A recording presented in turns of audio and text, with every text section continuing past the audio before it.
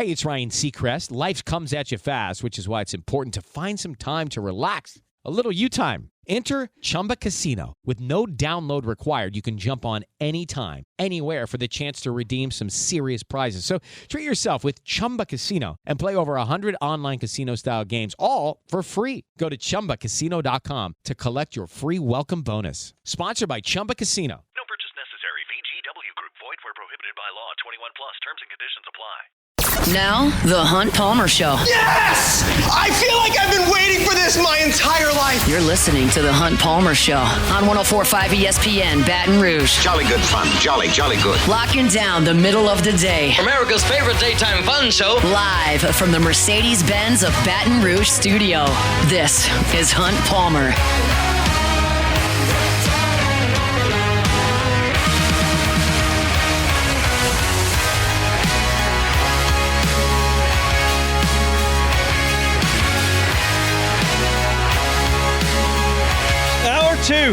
Tuesday edition of the Hunt Palmer Show. We're brought to you by Daryl May of Trusty Properties. Appreciate you hanging out with us here on 104.5 ESPN Baton Rouge. Sharief, Ishaq coming up in 30 minutes. Got to get to the freaks list for Bruce Feldman, which includes a couple LSU Tigers. We'll talk about that. And it's got a Clemson Tiger on it as well in the top 5. We'll talk about that in the next segment. This just kind of came to me. I have been to practice now on last Wednesday, Saturday, Monday, and Tuesday. So 4 LSU practices. It was closed on Friday, and then I didn't go on Friday, and it was closed on Thursday. So there have been 2 extras. There have been 6 practices. So here's an exercise that I'm going to do here that I just kind of thought of. I'm going to give you the guys that I think are surefire 100% starters if they are healthy. I can't be penalized for an injury 3 weeks from now that I don't see. But if they are healthy, and here is the way that I'm going to present this so you can know like how sure I have to be to name them here. The way we'll play this game is if one of these guys that I name as a surefire starter does not start the game against Clemson in a traditional formation, then I can't watch the rest of the season. And it's my job to watch the team. So like I cannot get any of these wrong, okay? So I'm going to tell you how many guys on offense and how few guys on defense I think are locked into a starting position. And defense rotates more than offense. Offense doesn't rotate a quarterback. Offense doesn't rotate offensive linemen. Defense rotates everybody on the field just about. You got some guys that are never going to come out, but for the most part, outside of your top 2 corners and your best linebacker, maybe your best 1 safety, everybody's rotating a decent amount. But first snap against Clemson, on the offense, Garrett Nussmeier locked in. He is absolutely going to start. Caden Durham locked in. He is absolutely going to start. And I would go as far as to say that Tyree Adams, DJ Chester, and Braylon Moore will make up left tackle, left guard, center. And I think that Weston Davis is for sure the right tackle. I'm not going to go as far with Josh Thompson at right guard. I think he's very much the leader. But would it stun me completely if Cohen Eccles was in there? Not right now. So I think right now I'm going to go with 4 of the offensive linemen, Nussmeier and Durham. I also am 100% confident in saying Chris Hilton's going to start. Are you writing this down? I got it all written down. Okay. Because I was gonna put it in the document. We can put it in the doc. So we can archive it. I'm 100% sure Chris Hilton, and I'm 100% sure Aaron Anderson. I don't know the third wide receiver. And I'm not going to give you a tight end. Bauer Sharp and Trey Green are the only 2 that matter, and they may both be out there on the first snap, for all I know. But I can't get... They're it. They're the tight end, but I don't know which one it is. So basically, I'm giving you 8 of the 11. I'm not... Who are the linemen again? Adams, Chester, Braylon Moore, and Weston Davis will start. The 5th one, I'm not going to go as far as say Josh Thompson, but I think he's certainly the leader, but he can't be on this list right now. So I'm giving you 8 of 11. I'm not giving you the right guard. I'm not giving you the third wide receiver, and I'm not technically giving you the tight end because I don't know which one of them will go out there. And even the one that starts against Clemson, I wouldn't even do it again for the Louisiana Tech game the next week because it just depends on what they want to do on that play. Because those are the 2 tight ends, and they may both be out there. It wouldn't surprise me at all. But Anderson and Hilton, I think I would go as far as to say. So those guys, I'm going to go with 8 of 11 there. And you'll get the point of this exercise now. That's 8 of 11 spots, and really 9 if you give me tight end. On defense, I would give you Whit Weeks. He'll be out there. I will give you Ashton Stamps. He will be out there. I will give you Harold Perkins. He will be out there. And I'll right now give you Mansour Delane. That's 4, and that's as far as I'll go on defense. They are rotating so many guys on the defensive side of the ball that I can't give you a definitive.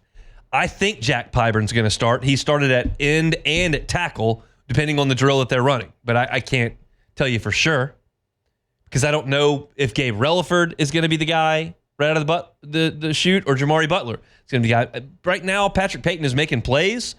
I wouldn't pick him to start. West Weeks is running next to Whit Weeks, and I would feel good about telling you he's going to start, but I wouldn't stake my season on it because it wouldn't surprise me if Devon Keys played or if they knew they were going to be in some sort of nickel or dime look that didn't include West Weeks. Like Whit will be out there. West, I can't go as far as to say. No Jacoby and Guillory? No, definitely not. Right now, I mean, you're looking, when you go out there and you look at the first team tackles, sometimes you see Jack Pyburn and Ahmad Bro. Sometimes you see McKinley and Bro. Sometimes you see Gooden and McKinley.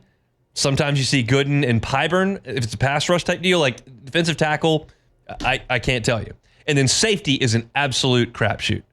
Like it is different every day. It is different every rep. We make a point, especially early in camp, those first like 2 practices, when they go out there and do the 11 on 11, like you're not even writing names. You're taking the formation on your notepad and you're writing the numbers down. You'll check the roster after because it moves really quick. And you do that, and you take the name, and you put the numbers all down, and then you look up 3 snaps later, and they've rotated 2 safeties in. Like they do not have a set rotation at safety. I asked Glenn that in the first hour, like, who do you think the safeties are going to be? And Glenn said he thinks Halsey and Cooley are the 2 guys. But Gilbert gets a ton of reps, and Spears gets a lot of reps. So, and that's not to mention Toviano, who gets a lot of reps as well. They got 5 guys at safety who can play. Now, if you asked me, hey, you got to go beat Clemson tomorrow. You get to pick the 2 safeties that are going to play 90% of the snaps. I'm picking A.J. Halsey, and I'm picking DeMarcus Cooley, and they're going to go play. That's based on their production at their previous spot and their frame when I go look at them. I want badly for Deshaun Spears to be a dude. Right now, he runs second and third team mostly with a few first-team reps. We saw Jordan Gilbert a lot last year. He plays a lot on the first team. Am I 100% certain he's going to be out there? No.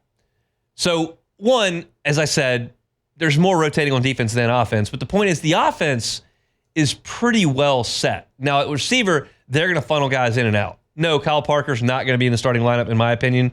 He's going to play. Right now, Nick Anderson doesn't run with the ones. He's going to play. How much do we see Xavion Thomas? He plays a lot in practice.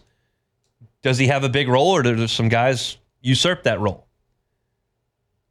But I think Hilton and Anderson are clearly the top 2 guys at that spot. Aaron's got to come back and be healthy, and he hadn't been. So a lot of different guys are getting a lot of reps.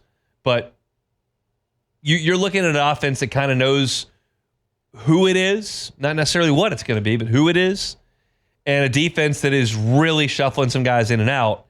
And that's a good thing, to build depth, to be able to withstand the bumps and bruises of a season. Some guys are going to get hurt and miss the rest of the season. That happens on offense and defense. You saw early Guillory and Perkins go down last year. You saw Jordan Gilbert separate his shoulder and have to play through that. Like, injuries happen time and time again. Of course, West Weeks missed most of the year, and then Witt got hurt. But if you've got enough depth, which we're seeing, and I can't identify for sure starters at this point, that I'm going out there and watching all these 11 on 11 reps in practice, that's a good thing to have, especially considering the level of play that they're giving you. But I think I got 8 of 11 on offense that I can give you that I'm confident in, and I can only give you 4 on defense. Whit Weeks, Ashton Stamps, Mansour Delane, and then Harold Perkins. After that, it could be any group of guys. I didn't give you a single defensive lineman on that list. Not one. I can't give you one defensive lineman I know is going to be out there. I can tell you the guys that I've seen flash the most. That's Pyburn and Good. But they're going to play Gabe Relaford. Patrick Payton's going to be out there on third downs. Jacoby and Guillory is a load. He's going to play in short yardage situations. The first 2 defensive tackles we saw out there the first day of practice when they were going through 11 on 11 was Ahmad Bro and Dominic McKinley. Those guys are going to play. And they do. So I can't give you a definitive on that one. But if I have a severe punishment for getting a single one wrong here, and I can lay back as conservatively as I want, on offense I can still be pretty aggressive. The defense is going to take some time, and they're going to have a lot of depth that they can cycle through out there, which is a very, very good thing. Let me do one more thing here before we go to break, because I don't know if this is a 12-minute segment, but it's a conversation that I want to have for 4 minutes here. I entered camp this year. Full disclosure, my personal opinion was that Ashton Stamps has started for 2 years on LSU's roster, and for 2 years has been on bad pass defenses and hasn't made an interception and hasn't made a ton of plays on the ball by my eye. That's what I came into this camp thinking about Ashton Stamps. Good athlete, not the biggest guy on the team. Thrust into action too early as a freshman, played a ton of football, hasn't made a lot of plays. That's Hunt Palmer's assessment of what he's seen from Ashton Stamps in 2 years. So to me, as I go into this camp and I see them bring in Mansour Delane, and I see 5-star DJ Pickett come in the signing class, and I look at 4-star high school prospect who started at Florida last year in Jakeem Jackson, and I see Tamarcus Cooley, who's played some nickel and corner in his day, I see a lot of talent being brought in. And I go, I'm not ready to cede a starting spot to a guy who's been on the field for 2 really bad pass defenses, and to my eye hadn't made a ton of plays. Like, I'm not telling you Ashton Stamps is a worthless asset on the football team. I'm telling you, I just hadn't seen a lot. He better go win a spot. It's a weekend, and I will change that tune. He is clearly LSU's best cover guy through a week. That's 7-on-7. That's 1-on-1. That's 11-on-11. He has been very, very, very good. Maybe NCAA football 26 knew something we didn't, Hunt. They had him rated very highly. Maybe they did. I'm not here to tell you he's going to win the Thorpe. I'm not here to tell you he's going to have 4 interceptions this year after his none the last couple of years. But I'm telling you that I am watching 1-on-1s and I am watching 7-on-7, and Ashton Stamps is covering guys and making plays. And I'll tell you this. Athleticism has never been a problem for Ashton Stamps. He is a great athlete. And he's got a coach in Corey Raymond that knows how to do this. He has molded really good athletes into elite college defensive backs, into pro draft picks for better than a decade. He knows how to do this. And he did not forget the last 2 years at LSU or when he went to Florida. He didn't forget. He is a great defensive backs coach. And my assertion here is that Ashton Stamps is taking strides and making a jump. How big that jump is? What does it look like against Clemson with 3 stud wide receivers on the field? I don't know. But I'm telling you right now, for sure, after going to practice for a week, I feel significantly better about Ashton Stamps' role on this team today than I did last Tuesday before we went into the Ponderosa. And I want to give a hat tip to him for continuing to work, continuing to fight, continuing to learn, and for performing early on in fall camp. Y'all know what we've talked about with these 1-on-1s and 7-on-7s the last 2 years. It's been pitch and catch for the offense. And the offense has done a lot of work in those drills. They've picked up a lot of receptions in the 1-on-1 and 7-on-7 and drills that are slanted toward the offense. However, Stamps has shown up every day. Not just like, oh, today made 2 plays on the ball. Every day, Stamps covers. He does a great job. And that's an encouraging thing for me to watch as a guy that I wasn't overly high on entering camp. Not to say overly down, just wasn't overly high on. I feel a lot better about him now as I've watched him in his junior year now for a week in camp. So just wanted to do that. Wanted to give a hat tip there to Ashton Stamps, who I think has done really, really nice job. We'll come back and talk about Freaks on Brooke Feldman's Freaks list. It's an annual deal. 2 LSU Tigers are on it. You can take the break to guess the 2 Tigers that are on it. And there's a Clemson Tiger on it as well. We'll talk about that, and we'll get to Sharief Ishaq at the bottom of the hour on the Hunt Palmer Show. The Hunt Palmer Show. Hello, it is Ryan, and we could all use an extra bright spot in our day, couldn't we? Just to make up for things like sitting in traffic, doing the dishes, counting your steps, all the mundane stuff. That is why I'm such a big fan of Chumba Casino. Chumba Casino has all your favorite social casino-style games that you can play for free anytime, anywhere with daily bonuses. So sign up now at ChumbaCasino.com. That's ChumbaCasino.com. No purchase necessary. VGW Group. Void where prohibited by law. 21 plus. Terms and conditions apply. This is the Hunt Palmer Show on 104.5 ESPN, Baton Rouge.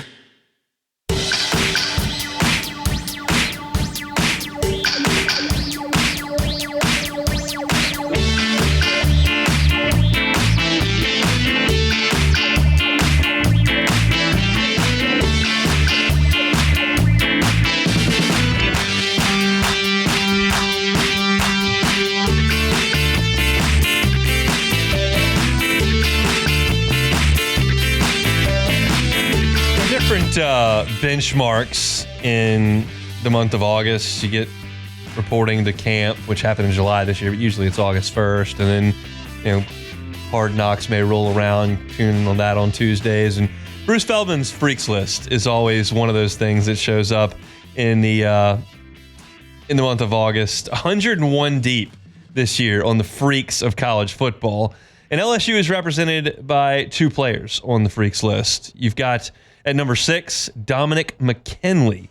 And Feldman actually talks about some other guys that have some freakish tendencies. And Harold Perkins, who runs 22 miles per hour at 225 pounds. Jack Pyburn, who bench pressed 425 pounds and set an LSU record, which I don't even know what this means, a bench peak power output of 2,200 plus watts. Those deserve some freak love. But McKinley has these unbelievable numbers. He's 6'6", 308. His vertical is 35 inches, which is remarkable. That's going to be way higher than Kayshon Boudy's was at Pro Day. He broad jumped 10 feet and power cleaned 418 pounds. Y'all remember the Brian Kelly quote said we ran out of weights for him to max squat. It's 650-pound max squat. I throw that out to show you how powerful he is. He's such a great kid, grounded every single day, and his elite strength is going to play a major role in what we do. Yeah, McKinley's got every measurable you could want. Sometimes it's a disadvantage to play defensive tackle at 6'6", which is what he is doing. You've got 6'2", 6'3" centers that can get up under your pad level and make things tough on you. Guards generally a little bit smaller as well, and they're going to outweigh you by 20, 30 pounds. So that can be tough. But McKinley's working on playing at a lower pad level, working on using the power that he has, the strength that he has to control the line of scrimmage. And we've seen him a lot with the first team defense, across from Ahmad Bro, across from Jack Pyburn, across from Bernard Gooden, Jacobian Guillory. He's played a lot. And I would anticipate to see him a lot in the game against Clemson. If he can, I talked about this last week, if he can grow into his potential, he's a difference maker for LSU at the defensive tackle spot. They don't have anybody on the roster with his measurables and freakish ability. So it's a big season for Dom McKinley to take that next step and become not just a precocious freshman talent, not just a 5-star top player in the state, to become a great college player that needs to start this year. The other freak is number 32, and it's not a name that I probably would have gone to on this list, but it does make a lot of sense. It's Chris Hilton. Feldman writes, 5 years ago, Hilton was the highest ranked of the Tigers' ridiculously talented wide receiver class that included NFL first-rounders Brian Thomas and Malik Neighbors, also second-rounder Jack Beck. Clearly Jack Besh. No, I don't think so. Incorrect to say Beck. Jack Besh. He's an elite track athlete, but injuries have bottled him up. When you go to the freaks situation, you're talking about Hilton at 6 feet, 190 pounds, 3-time Louisiana State high jump champion. He hit 23.7 miles per hour on the GPS. That's an all-time LSU record. Obviously, the GPS hasn't been around for the entirety of LSU football. You'd like to see some of the guys from the past, your Trenton Hollidays, Benny Brazels, even Eddie Kennison on that. But 23.7 miles per hour, pretty dadgum good. Also clocked a 1.37 10-yard split of a 1-yard lead in, another program record. Timed in the high 4.2s and the 40s. And as Feldman writes, on a team with plenty of freaky receivers, including track star Jelani Watkins and Berrien Brown, coaches say the program's biggest freak is Chris Hilton. I'm going to talk a little bit more about Chris Hilton either later in the week or next week. He is once again having a monster camp. He and Garrett Nussmeier are clearly the most chemistry bonded wide receiver to quarterback duo out there. The ball never hits the ground when those two are involved. Touch throws, over the middle, deep balls, out routes, stops, over routes, hitches, everything you can imagine, they're hitting. And Hilton has had the reputation of a burner his entire time here, and for good reason. He's running by dudes the whole Baylor game, whole Oklahoma game. Like, that's his most freakish tendency. But he's also making catches running the entire route tree. And the speed is so evident when he runs by people on go routes, on 9 routes, but also when he catches a screen pass and hits the seam. Also, when you look at the respect that DBs give him so he can break off routes and catch balls coming back to the quarterback. He is the total package at wide receiver. And I think he is due for a monster year. The key for him is harnessing that speed to create separation and then make catches. He's making catches daily, doing a great job using his hands and running the whole route tree, as I said. But it's not just speed with Hilton. That puts him on this list. But it's not just speed. He is significantly more than that. He's having an awesome start to his camp. And the third guy on this list I want to talk about is actually number 5 on the list. Peter Woods, Clemson defensive tackle. He was a freshman All-American in 2023. Last year, he had 32 tackles, including 8.5 TFLs. He had 3 sacks. He split time between defensive end and defensive tackle. If you heard our Clemson guest yesterday, he mentioned how Woods is a tackle by trade. But he had to go play edge last year because they ran out of edges. But you look at his body composition, as Feldman writes, and you're talking about a guy who is 310 pounds, and 240 of that is lean muscle mass. He's fast. He's incredibly strong. He bench pressed 490 pounds this offseason and did 34 reps of 225. A lot of y'all work out a lot. Consider that many reps. 34 reps of 225 pounds. He squatted over 700 pounds and power cleaned 385, while at 310 pounds running a 4.86 40-yard dash and a vertical of 33 inches. Feldman writes like he's probably a top 5 pick when he leaves Clemson after this year. And that's a guy, the interior offensive line that's having trouble through camp, is going to have to deal with. Yeah, that's not a very encouraging thing for LSU. Last year, I feel like we talked about Miller Moss a ton. He was the quarterback. We talked about Zachariah Branch a ton. And honestly, we probably talked about Bear Alexander way too much, who didn't really play in the game. But as we get closer and closer to the Clemson game, you're going to hear the name Peter Woods a lot. He's the best player they've got on defense. He is a load at the line of scrimmage, and LSU's offensive line is going to have to be ready to deal with him, and he's not going to take it easy on him. We heard Jared Verse's name a good bit going into 2023. Yeah. He was a problem. Yeah, he was a bit of a problem. So really, if you go back over the last 5 years, you don't have to look very hard. You can go to Charbonnet at UCLA. What was the tight end's name with a D? Oh, well, wasn't the quarterback Dorian Thompson Robinson? DTR. Yeah, DTR. Yeah, Sissy blue shirt. He had a fun game. He did. It's just you're going to have to deal with him. LSU's not done that at all over the course of the last 2 seasons with their openers. All right, we're chugging along here on a Tuesday edition of the Hunt Palmer Show. Always love to remind you about my friend Daryl May at Trusty Realty. If you are looking to get into the property of your dreams, whether that's a hunting lease, hunting land that you buy, whether that is agriculture land, whether you're building a second home or a primary home outside the city, if you're looking in the Felicianas, you're looking in Point Capee, you're looking up in Mississippi, Woodville, Natchitoches, wherever the case may be, if you're looking for land, contact Daryl May. You may think, I can find it all online. Daryl's got access to the premium listings throughout the states of Louisiana and Mississippi. He will have options for you if you sit down with him, go over your idea for the land, your price range. He'll determine what the spot is for you. So if you don't know where to start, but you know that you want property outside the city for whatever reason that is, contact Daryl May of Trusty Properties, the name you can trust. I always give you Daryl's phone number every single week on the show. Just give him a call. Just say, hey, I know this is your cell phone number. Appreciate you picking up. Hunt told me that you can help me out getting into some property. And Daryl will be like, yeah, let's get it done. Sit down with him, and you will be thrilled with his ability to know the marketplace and also to know exactly what it is you're looking for. It's Daryl May at Trusty Properties, 225-268-6915. All right, take your time out. Sharief Ishaq next. The Hunt Palmer Show. One Bath and Closets. OneBathAndClosets.com is the website. David Duvall and his team, 30 years redesigning and remodeling bathrooms and closets. You know this story by now. I had a house, loved the house. My wife, girlfriend at the time, moved in. Where are the closets? Here they are. Well, these are pathetic. Well, that's what we got. So in our case, we're putting coats in the closet. We're throwing winter clothes up in the attic. We're putting some of her stuff in the guest room, baby's room. It was a disaster. We didn't call David Duvall because we were going to move. Didn't feel like we were going to put in custom closets in a house we weren't long for. But if you don't want to move and you want to enhance your closet space, you want to use your space better, you want to put in a brand new closet, you want to customize it to your exact specifications, go to onebathandclosets.com.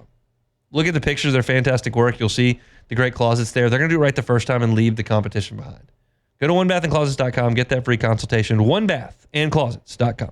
Hello, it is Ryan, and I was on a flight the other day playing one of my favorite social spin slot games on ChumbaCasino.com. I looked over at the person sitting next to me, and you know what they were doing? They were also playing Chumba Casino. Everybody's loving having fun with it. Chumba Casino is home to hundreds of casino-style games that you can play for free anytime, anywhere. So sign up now at ChumbaCasino.com to claim your free welcome bonus. That's ChumbaCasino.com and live the Chumba life. Sponsored by Chumba Casino. No purchase necessary. VGW Group. Void where prohibited by law. 21 plus. Terms and conditions apply. You're listening to The Hunt Palmer Show on 104.5 ESPN, Baton Rouge.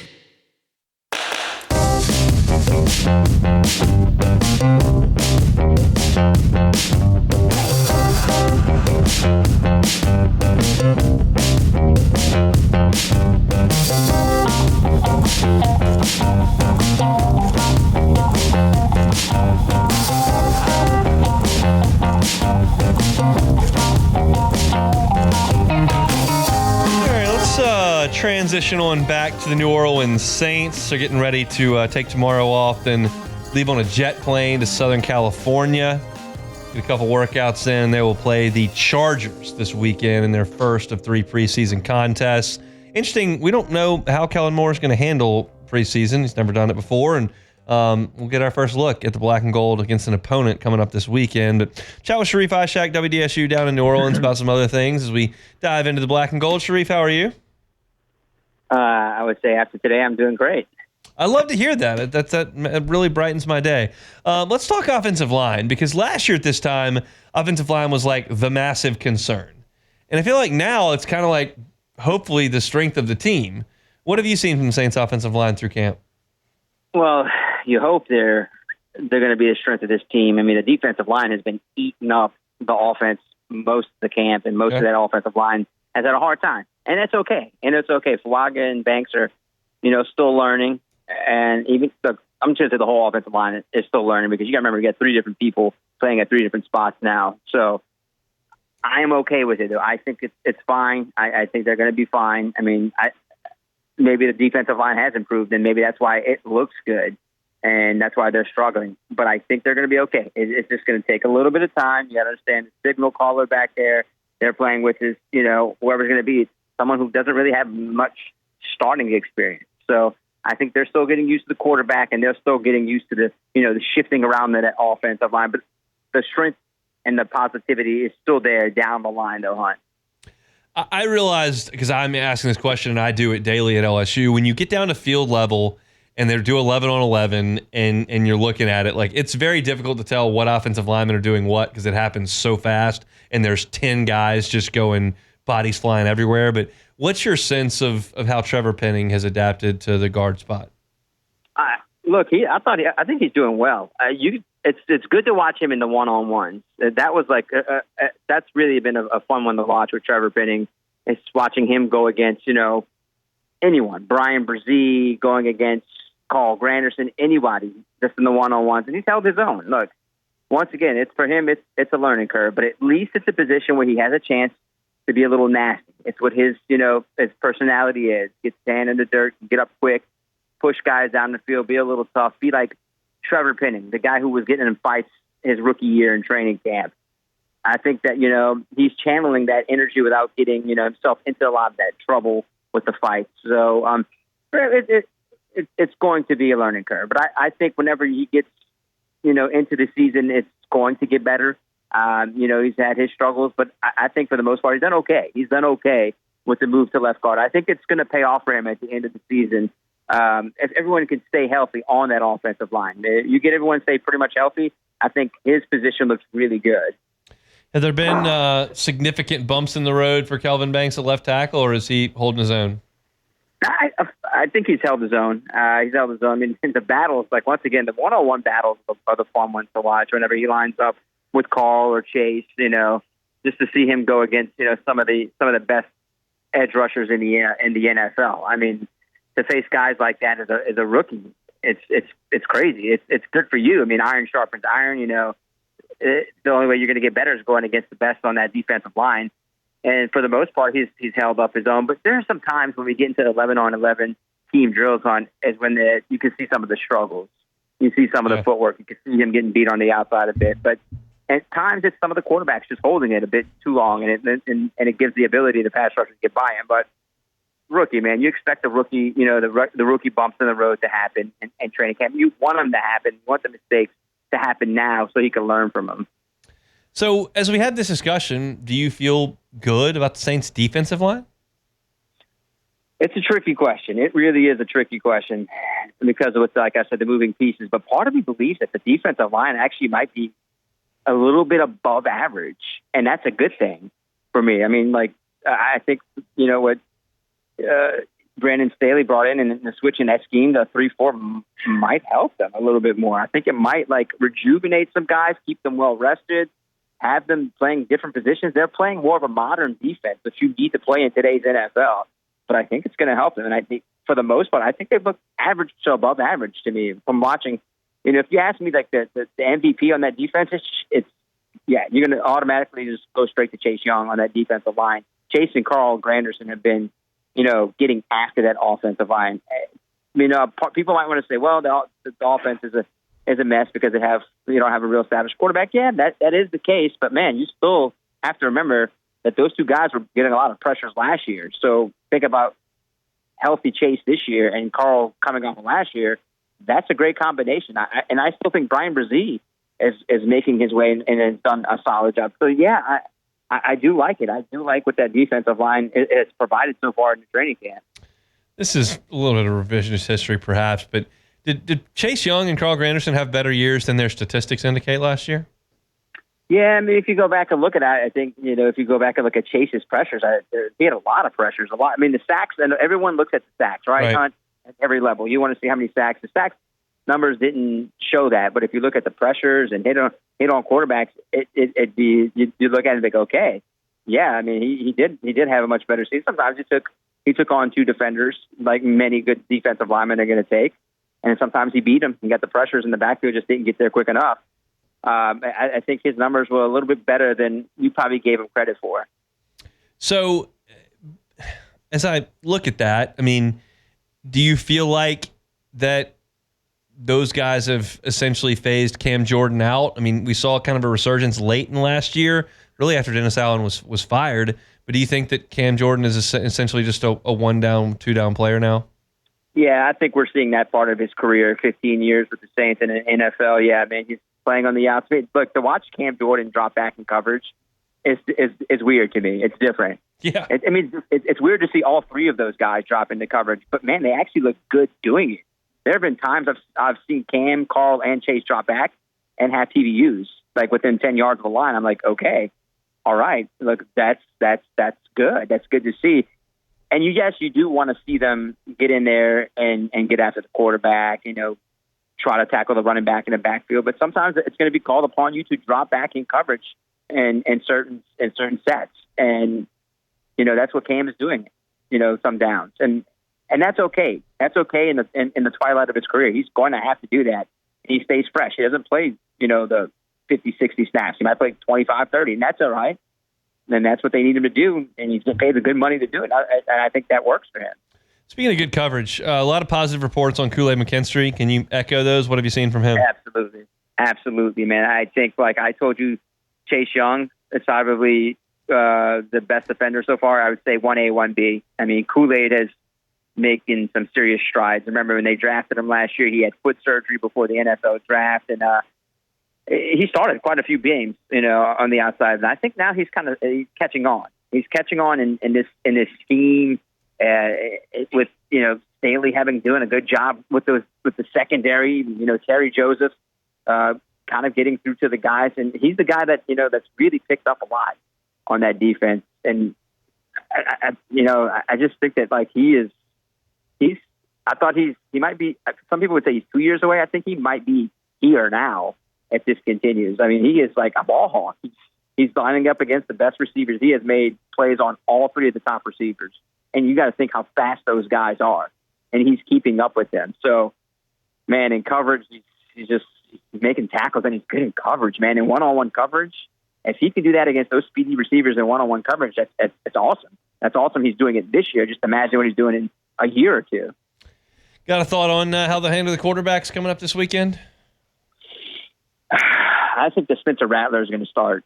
Yeah. I mean, I think he gets the first reps in the game, then Tyler, then Jake. I think, man, I want to see him play. I want to see Spencer play at least a quarter, then Tyler take at least a quarter and a half, and then Jake close it out. I mean, you've got to see what they got. I mean, but that's just my gut feeling, man. Kellen Moore today says he'll make the decision when they get to Irvine. And the last time we'll talk to them will be on Friday. So my guess is maybe he'll tell us on Friday. All the quarterbacks are going to talk to us on Friday when we're up there in Irvine. So my gut says Spencer, Tyler, then Jake, and then next week they flip it around and go Taylor, Spencer, and then Jake. And maybe Jake gets the second reps. But to me, it's those two guys going for the spot. But right now, if you ask me today who's the starter, it's Spencer. So you don't feel like we'll know who the week one starter is going to be after this preseason game? Man, it's tough. I mean, I know that question has been peppered a lot, man. And it's been peppered a lot to him. He said he'd like to, at least think that he might have it like by the time you get past this Chargers game. I think the way camp is going, I need to see more. I really need to see a little bit more. Give me let me at least get through the second game is what Kellen Moore should probably do. Get through the second game, have those starters or those quarterbacks get through another week of camp and another preseason game. I think the second game is the most important game to me now. There's only 3. So I would think let's just go with the second preseason game, and I think that decision could be made after that. Although he could pull the trigger early, but with me, I want to see one more week of training camp in that second preseason game. You headed out to LA? Yeah, leaving in the morning, man. I'll be back Monday afternoon. Awesome. Travel safe, and we'll talk next week. I'll be at the Red Sox-Padres game Saturday. Gonna have some fun. Very nice. Enjoy. That should be quite pleasant. We'll be back here in hot Louisiana, but we'll be thinking about you. All right. Enjoy that, hon. Sharief, Ishaq, WDSU down in New Orleans, headed out west for Saints and Chargers in the preseason opener. We'll come back and close things out next. The Hunt Palmer Show. Genesis of Baton Rouge, genesisofbatonrouge.com is the website. Every car that's on the lot is online at genesisofbatonrouge.com. Luxury has a new address right there, airline at PQ. You're looking for a new vehicle and you're thinking, I've never been behind the wheel of a Genesis. Change that. Just put them on your list. If you're looking for a new car in Baton Rouge, you're probably on Airline Highway. Just make one more stop at PQ. You're going to be so blown away by the facility, the ambiance, the staff, and then, of course, most importantly, the line of vehicles. And then once you make that purchase of that new Genesis, you're going to have so many perks at your disposal. You're going to have 3 years complimentary valet maintenance. You're going to have 5 years, 60,000 miles, bumper to bumper on your warranty. You're going to have a 100,000-mile, 10-year powertrain warranty. You're going to have the complimentary scheduled maintenance. You're going to have 24/7 roadside assistance. All these perks that just keep rolling in when you're a Genesis driver. Check out their vehicles online at genesisofbatonrouge.com. You can do the whole process there if you want. They'll come to you for the test drive, and if you like what you see, like what you drive, they'll hand you the keys. You can e-sign, deliver your vehicle to you, and you never have to set foot on the lot. I'd recommend you set foot on the lot. It's wonderful people, wonderful line of vehicles, and a phenomenal location. Check them out, airline at PQ. We're online at genesisofbatonrouge.com. genesisofbatonrouge.com. It is Ryan Seacrest here. There was a recent social media trend which consisted of flying on a plane with no music, no movies, no entertainment. But a better trend would be going to ChumbaCasino.com. It's like having a mini social casino in your pocket. Chumba Casino has over 100 online casino-style games, all absolutely free. It's the most fun you can have online and on a plane. So grab your free welcome bonus now at ChumbaCasino.com. Sponsored by Chumba Casino. No purchase necessary. VGW Group. Void where prohibited by law. 21 plus. Terms and conditions apply. This is the Hunt Palmer Show on 104.5 ESPN, Baton Rouge.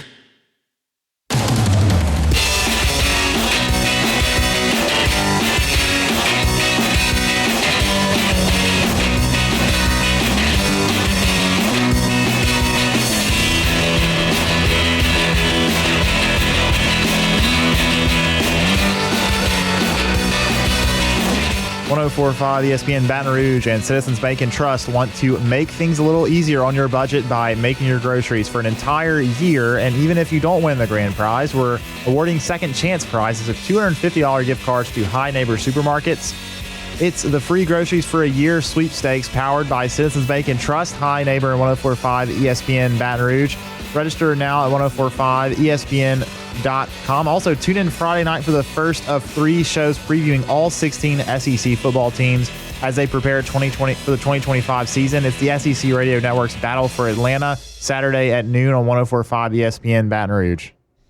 Closing things up here, Tuesday show is brought to you by Daryl May of Trusty Properties, a name you can trust. If you look at LouisianaSports.net right now, I know a lot of y'all are getting back into the rhythm of things with school about to crank up or having cranked up in some instances. Over at LouisianaSports.net right now, got Ross's story on Devin Neal missing multiple weeks with an injury, big injury in Saints camp. Got LSU women's basketball schedule release. We got LSU football's practice report. Got a Saints Day 11 report up from Ross Jackson as well. So lots going on there. And then we got a story up from Matt's show yesterday where representatives from Our Lady of the Lake spoke to him on the show about the new arena that is set to be potentially built on campus at LSU that could bear Our Lady of the Lake's name if that's approved by the Board of Supervisors. And they went into the entire plans onto what that is going to look like. It's not just an arena. It's an entertainment district, and there are plans to move things all the way down Nicholson Drive, all the way to downtown. So if you'd like to read some more about that with the quotes from the guys that were on Matt's show yesterday, you can do it all for free at LouisianaSports.net. We got Saints practice reports every day. We got LSU practice reports every day. We got columns. We've gotten breaking news, got things like that from Matt's show. The site has grown exponentially since we launched almost a year ago. We're so thankful to y'all for being receptive to that and to continuing to visit it and to making it part of your day. So if you haven't yet and want to go check out some of that because you care about Saints practice and LSU practice, it's all free there, LouisianaSports.net. All right, take it or leave it. Take it or leave it. Take it or leave it. Presented to you by Flight by Yingling, the next generation of light beer, crafted by America's oldest brewery. Today's hottest stories in sports, news, and sometimes even Hunt's life. The question is, will he take them or leave them? Flight by Yingling, the next generation of light beer. If you're out on the water fishing, if you're on the grill cooking, if you're at the pool, at the lake, headed to the beach for the tail end of summer vacation, or you're just down here, it's hot, and you want something cold to drink, Flight by Yingling is the next generation of light beer. All the taste that you're looking for in a cold beer, just 95 calories and 2.6 carbs. I got a 3-pack on set all the time. You can pick it up wherever you purchase your beers to bring home. It's Flight by Yingling. All righty, first one here. The Cubs suck, Hunt. Take it or leave it. Take it. I'll take it. It's less about that, which they do. They're really infuriating. It's more about the fact that the Brewers are 19-4 in their last 23 games. That's a very big problem. That's impossible to do. It is. Especially when your team isn't sucks, good. Which I contend they suck. They're not even though good. They have the best record of the majors. They're the hottest team in the majors. They're still not and they're good, though. Leaving the Cubs in their absolute wake. I still think they suck. They're not good. They really aren't. They get 1,000 hits every game. They set a hits record in the series against the Nationals. It doesn't make any sense what's happening right now. It really doesn't. And the fact that the Cubs are going to have, I mean, look, we're obviously being facetious when we say they suck. They're still in the top 3. They're the best MLB. team in the league. Yes. And they have no players that anyone's ever heard of in their prime. No, yeah, but I'm talking about the Cubs. I was saying I'm being facetious when I say that they suck. They are the Cubs are very good. They have one of the best teams in the majors. And the fact that they will potentially, most likely at this point, be playing a wild card game because they the better Brewers hope they're playing a wild card game. Okay, come on, Hunt. They're like 3 games up and it's August. It's early August. Okay. They could easily not make the playoffs. If they hit like this, they will not make the playoffs. That's true, but this is an outlier in terms of how the offense has played the whole season. Wilson Alexander from The Advocate looked at me today and he said, it sounds like the Cubs aren't doing so well, and the only thing I know about the Cubs is whatever you tweet. I said, well, it's not going great. No. My kid probably thinks I'm a lunatic. You are a little bit negative at times when it comes to that, so, It's not going well. It's not. I agree. It isn't. All right, for those that missed this yesterday, Dansby Swanson, who's been playing baseball for 30 years, just missed first base. Yeah, he did. Just missed it. And there was a guy tying on third. Run came in to score to tie the game in the 8th inning, and Dansby just missed the base. Yep, that happened. Awesome. Really made my Monday night. And then the pitcher that they just traded for got hurt and had to leave in the second inning. Awesome. Yeah. Very exciting stuff. Really enhanced my Monday night. Yeah. Especially when I'm not drinking beers. Yeah, not fun. It's a tough scene. You picked a bad month to go dry. The only month I can do. That it? One? The Cubs suck? We have like no time left. Awesome. That's great. You kind of went on the show. Went on a bit of a tirade there. Guess what? Matt's show will probably have a more uplifting opening message. So you should hang out for that instead of listening to me complain about the Cubs, which I will inevitably do 4 hours from now when they start their next game. I'm back tomorrow, maybe in a better mood if the Cubs win. The Hunt Palmer Show.